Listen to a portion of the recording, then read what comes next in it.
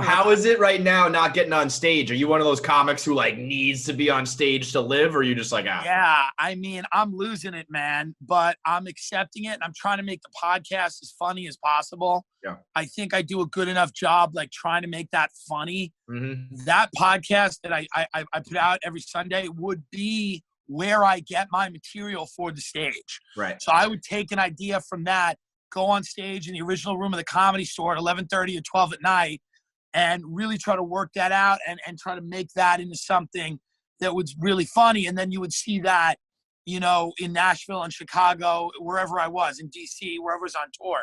So I have that beginning, like I can still flesh out these funny stories and these funny things, but I miss the stage, man. I miss seeing a lot of my friends. I mean, I'm at Whitney Cummings' studio now. She allowed me to do this. Very sweet. I have a maid at my house. I'm not trying to get corona. So I had Whitney let me do this. But I miss, you know, that was also our social life.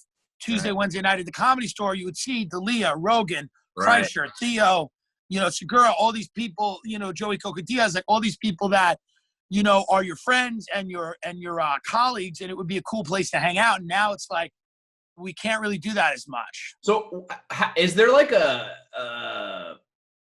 like an initiation to that crew? Like you have to be funny enough to roll with that gang?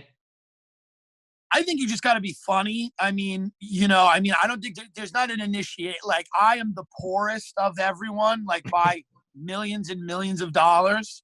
So I thank God there's not initiation, because I would have had to Uber there.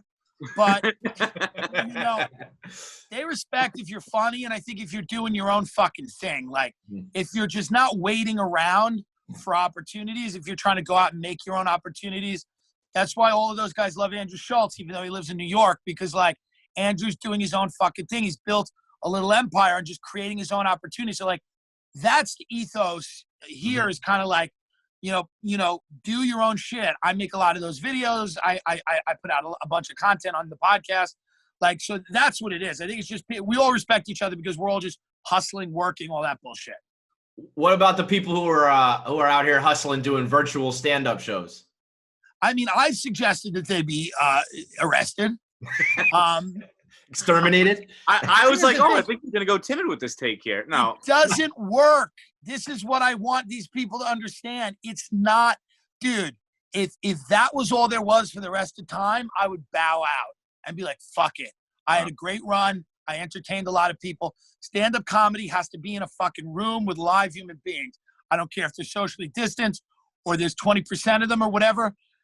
I performed for 5 people in a coffee house, but it's got to be live human beings. It's never going to be what you want it to be on a fucking Zoom comedy show. It is not the future. It is not going to replace stand-up. It is stupid. And I know that some people have to do it and some people are making money doing it. And I'm not judging those people. I am. But what I'm saying is that it fucking sucks. Yeah. Now podcast at this. Just do a podcast, you know? Right. Once again, I agree with you.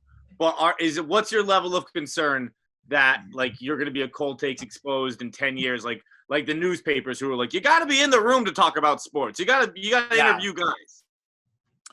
I don't care. I'll bow out. Like I have no interest in doing virtual stand-up comedy. I love podcasting. That is my version of it. So if everyone else is doing virtual stand-up comedy, I will podcast and be funny in the way that I'm funny. And if that's cool, that's cool. But I have zero interest in doing a Zoom comedy show from my bedroom and fucking going like in front of my wall, like, hey guys, so the other day, you ever been in front of the it's stupid. So listen, there's a certain point. If I gotta bow out, I fucking bow out. That's life in the big city, man, right?